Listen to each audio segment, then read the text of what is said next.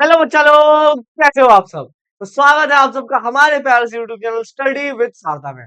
और आज की इस वीडियो में बेटा हम लोग एक बहुत ही कॉम्प्लेक्स सा चैप्टर जो बच्चों को लगता है, जो बच्चे पढ़ के ही नहीं जाते, छोड़ देते हैं तंग आके, वो चैप्टर बेटा बहुत ही प्यार से समझाने की कोशिश करूंगा। तो स्टार्ट करते हैं बेटा। चैप्टर चैप्टर है द मेकिंग ऑफ साइंटिस्ट। ये चैप्टर में बेटा एक साइंटिस्ट की कहानी बताई गई है। चैप्टर को लिखा किसने? रॉबर्ट डब्ल्यू पीटरसन, जो कि अमेरिका के न्यूज़पेपर राइटर है और आगे चल के बाद में ऑथर बन जाते हैं और मैगजीन्स में बहुत सारे आर्टिकल्स लिखते हैं। इनका जो बर्थ प्लेस है पेंसिल्वेनिया यूएसए में है। तो चलो अब बेटा चैप्टर स्टार्ट करते हैं। The making of a scientist. ये चैप्टर है बेटा एक साइंटिस्ट का नाम क्या है सर? Richard H एब्राइट।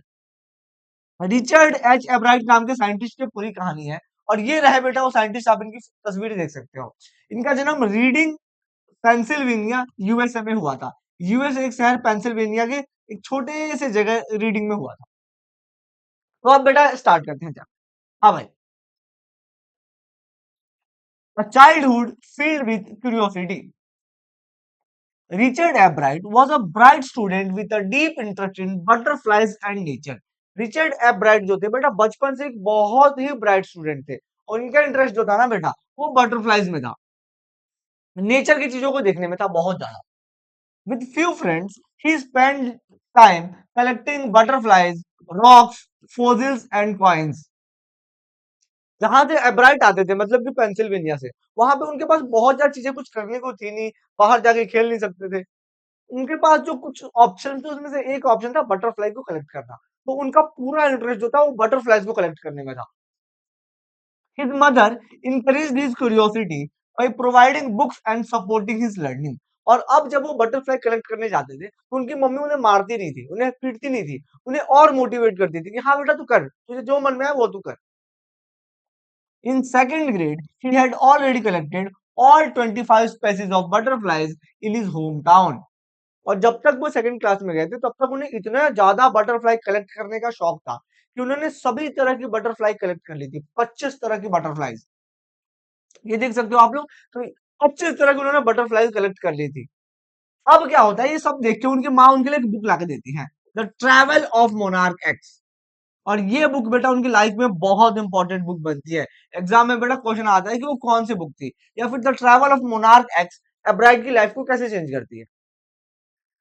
तो ये बेटा the travel of monarch X किताब उनकी माँ उनको लाके देती है। Introduced him to butterfly migration research. और इस बुक में बेटा यही लिखा गया था कि एक बटरफ्लाई कैसे माइग्रेट करती है। जनरली बेटा बटरफ्लाईज ना एक जगह से दूसरी जगह चली जाती है। ये जो पूरी किताब थी बेटा वो इसी के बारे में थी। आई आप मुझे लग रहा है कि आप लोगों को कहीं वॉइस में बेटा प्रॉब्लम है, तो थोड़ा बहुत आप लोग उसको बेटा मैनेज करो, क्योंकि मुझे बोलने में थोड़ी बहुत दिक्कत हो रही है। चलो भाई। अब जब ट्रैवल ऑफ मोनार्क एक्स करके जो किताब है बेटा, यहाँ पे ध्यान से देखो। तो ट्रैवल ऑफ मोनार्क एक्स, ये वाली जो बुक है, इस बुक में माइग्रेशन के बारे में बताया गया था बटरफ्लाइज के। तो उनका एक पॉइंट ऑफ व्यू अब बदल जाता है, वो बटरफ्लाइज के माइग्रेशन को सोचते हैं। तो अच्छा बटरफ्लाइज यहाँ से आती है, यहाँ जाती है, यहाँ जाती है। और फिर क्या होता है, inspired by the book Ebright raised thousands of butterflies to study their life cycle. और अब क्या होता है कि हमारे ब्राइट क्या करते हैं कि हजारों बटरफ्लाइयों को पालते हैं। इसलिए पालते हैं ताकि वो उनके बारे में जान पाए।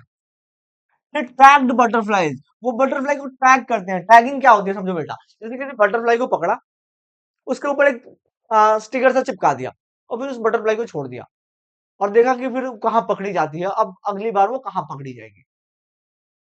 तो बटरफ्लाई को ट्रैक करते हैं एंड ट्रैक करते हैं उनके कि वो कहाँ कहाँ जा रही हैं, देयर माइग्रेशन ट्रैक करते हैं। But only two recaptured.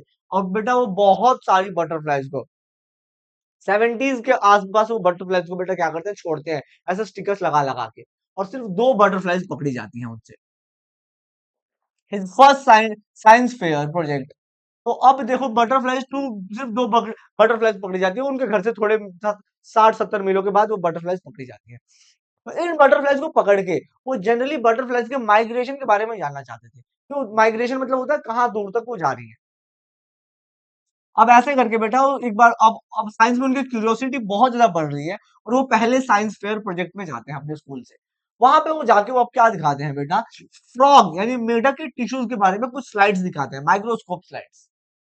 और ये जो माइक्रोस्कोपिक स्लाइड्स थे ये टोटली फेल हो जाते हैं और वहां पे इनकी जो प्रोजेक्ट है वो नहीं जीत पाते। यहाँ पे अब्राइट को बेटा एक बेसिक अंडरस्टैंडिंग होती है। वो बेसिक अंडरस्टैंडिंग ये थी कि साइंस जो होती है वो कोई आप कॉपी पेस्ट करके चीजों को नहीं कर सकते, आपको रियल एक्सपेरिमेंट्स करने पड़ेंगे।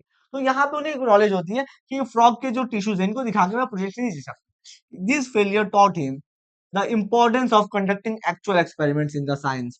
और तब उन्हें पता चलता है कि साइंस एक्चुअली क्या है, कि तुम्हें एक्चुअल एक्सपेरिमेंट्स करने पड़ेंगे। अब वो एक्चुअल एक्सपेरिमेंट्स कहाँ से करें, तो वो बेटा लेटर लिखते हैं डॉक्टर आर्को हार्ट को। डॉक्टर आर्को हार्ट को वो लेटर लिखते हैं जिन्होंने the travel of monarch text book लिखी थी, who provided him with scientific ideas and research guidance। और जब बेटा जब उनको लेटर लिखते हैं तो वो उन्हें बताते हैं कि देख तू ये इन चीजों पे रिसर्च कर सकता है, इन पे तू रिसर्च कर बैठ के, और तब तू अगले प्रोजेक्ट में जाना तो ये सारी चीजें लेके जाना। अब उनको आइडियाज आते हैं रिसर्च के। इन द एट्थ ग्रेड, तब तक वो बेटा एट्थ ग्रेड में अब जा चुके हैं। एट्थ ग्रेड में क्या करते हैं, he investigated a viral disease affecting monarch caterpillars.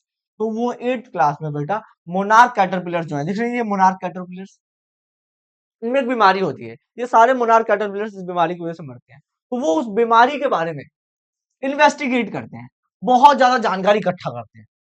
दो he did not find a cure, लेकिन हाँ, अब ये नहीं कोई बीमारी सॉल्व करते हैं, बीमारी सॉल्व नहीं कर पाते, but his efforts won him recognition. और लेकिन उनके जो एफर्ट्स होते हैं वो बेटा बहुत ज्यादा नोटिस की जाती है। He later tested the theory that voice-ray butterflies mimic monarch to avoid predators। और यहाँ पे बेटा उनकी थ्योरी जो है नोटिस की जाती है और उनको बहुत सारे अवार्ड्स मिलते हैं। अब वो चले जा चुके हैं बेटा नाइन्थ क्लास में। नाइन्थ क्लास में जाकर उन्होंने एक और थ्योरी बनाई, क्या बनाई, जो वॉइस राय बटरफ्लाइज है, दिख रहा है यहाँ पे वॉइस राय बटरफ्लाइज, यहाँ पे गौर से देखो वॉइस राय बटरफ्लाइज। जो वॉइस राय बटरफ्लाइज है वो मोनार्क बनने की कोशिश करती है। ये है मोनार्क और ये है वॉइस राय। तो वॉइस राय बटरफ्लाइज मोनार्क बनने की कोशिश करती है, क्योंकि वॉइस राय को कौन खा जाता है, कौन खा जाता है भाई, इनको सारे बर्ड्स खा जाते हैं। तो ये कोशिश करते हैं कि हम क्या बन जाए, मोनार्क बन जाए, ताकि बर्ड्स हमें ना खाएं। तो ये वाली थ्योरी ये बेटा पहली बार रिवील करते हैं कौन, हमारे एब्राइट। ठीक, this conflict technique helped viceroy survive. और ऐसे करके जो वॉइस राय थे वो बच जाते हैं मोनार्क बन बन के, प्रोवाइडिंग द थ्योरी करेक्ट। तो ये थ्योरी जो थी ये भी बिल्कुल ही मतलब शॉकिंग थ्योरी थी जो उन्होंने दुनिया को दी। His project won first prize in the geology division. अब इस वाली थ्योरी से उनको पूरे साइंस फेयर में जियोलॉजी डिवीजन से बेटा फर्स्ट प्राइज मिलता है। जियोलॉजी डिवीजन में फर्स्ट प्राइज और थर्ड प्लेस मिलता है पूरे काउंटी फेयर में। तो ऐसे करके ये वाली नाइन्थ क्लास में उनकी थ्योरी काफी हिट होती है। इन high school Hebride discovered an unknown insect hormone leading to new theory on cell life। अब बेटा हाई स्कूल में क्या करते हैं वो, कि एक और इंसेक्ट हार्मोन की खोज करते हैं। He proved that the gold spots on monarch pupa produced hormones necessary for butterfly development. वो प्रूव करते हैं कि जो मोनार्क प्यूपा है इसके ऊपर एक 12 गोल्ड स्पॉट्स होते हैं। ये गोल्ड स्पॉट डेकोरेशन के लिए नहीं है, इन गोल्ड स्पॉट से जनरली हार्मोन्स आते हैं। उनके बताने के पहले दुनिया में किसी को नहीं पता था कि जो मोनार्क बटरफ्लाईज होती हैं उनके ऊपर जो गोल्ड स्पॉट्स होते हैं उन गोल्ड स्पॉट में कोई हार्मोन होता है, किसी को ये बात पता नहीं थी। पहली बार एब्राइट ये बात बताते हैं कि यहाँ पे जो गोल्ड स्पॉट्स हैं यहाँ में बहुत ज्यादा हार्मोन्स रिलीज होते हैं। This research one first place at the county fair. अब इनके इस रिसर्च से इनको अगेन फर्स्ट प्राइज मिलता है and entry into international science and engineering fair. और ना सिर्फ इन्हें बेटा फर्स्ट प्राइज मिलता है, इन्हें international science and engineering fair में भी जाने का मौका मिलता है। At an army lab, he grew the monarch wing cells and proved they needed hormones to develop properly। और इन्हें गर्मी की छुट्टियों में आर्मी लैब में टाइम स्पेंड करने का मौका मिलता है। वहां पे ये बताते हैं कि जो बेटा मोनार्क, ये जो दिख रहा है आप लोगों को यहाँ पे जो प्यूपा है बेटा, इसके जो गोल्ड स्पॉट्स हैं इससे जो हार्मोन्स निकलते हैं, क्या निकलते हैं बेटा, इससे जो हार्मोन्स निकलते हैं ये हार्मोन्स जो है ओवरऑल बटरफ्लाई के डेवलपमेंट में मदद करते हैं। तो वहां पे गर्मी की छुट्टियों में ये और ज्यादा उन चीजों के बारे में जान पाते हैं। आगे चल के इनकी एडमिशन हार्वर्ड में होती है। He identified the hormones chemical structure and developed the theory on how cells read DNA. और फिर जब वो हार्वर्ड में जाते हैं उनको और बेटर रिसोर्सेज मिलते हैं, तो वहां पे इन हार्मोन्स के केमिकल स्ट्रक्चर को वो पढ़ पाते हैं। केमिकल स्ट्रक्चर्स को पढ़ पाते हैं और केमिकल स्ट्रक्चर्स को पढ़ के वो बता पाते हैं बेटा कि कैसे सेल जो है वो डीएनए को रीड करते हैं। इसके बारे में वो पूरी जो है अपनी नॉलेज है वो दे पाते हैं। Ebright's graduated from Harvard with highest honours, और ऐसे करके बेटा ग्रेजुएशन वो पास करते हैं हार्वर्ड से हाईएस्ट ऑनर के साथ। Ranking second in his class, अपने पूरे क्लास में सेकंड डिवीजन लाते हैं। Beside science he was a champion debater, science के अलावा he was a very good scientist, पर साइंस के अलावा वो एक बहुत अच्छे डिबेटर होते हैं, एक पब्लिक स्पीकर होते हैं, और भी बहुत सारी उनको नॉलेजेस होती हैं। His social studies teacher were mister वेहर inspired him to think beyond academics. He believed in doing his best not for awards but for personal fulfillment. His intelligence, curiosity and drive succeeded made him a true scientist. और उनके teachers, उनकी mother, इन सब के help से ना सिर्फ लोग बहुत अच्छे साइंटिस्ट बन पाते हैं, बल्कि ओवरऑल लाइफ में भी एक बहुत अच्छे स्पीकर, एक बहुत अच्छे फोटोग्राफर और एक अच्छा ह्यूमन बन पाते हैं। तो आप भी बेटा अपनी क्यूरियोसिटी को जरूर फॉलो करें। चैप्टर हमें यही बताते हैं कि हमें भी अपनी क्यूरियोसिटी को फॉलो करना चाहिए, जैसे ब्राइट ने किया था। आई होप आपको पूरा चैप्टर बहुत अच्छे से समझ में आया होगा। Thank you everyone, bye.